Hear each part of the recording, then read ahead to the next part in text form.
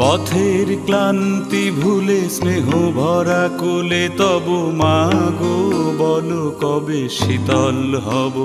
কত মার জন্য এবার একটা উপহার নিয়ে যাচ্ছি।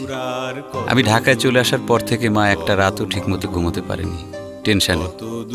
সারা রাত আমার চেয়ারে বসে থাকে, আমার শার্ট বুকে চেপে ধরে থাকে। আমি শুনে হাসি, মা কী সব ছেলে মানুষই করো তুমি।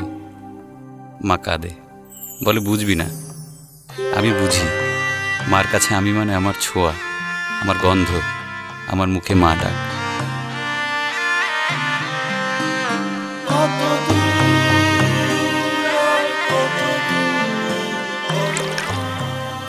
মার জন্য এবার একটা মোবাইল নিয়ে যাচ্ছি।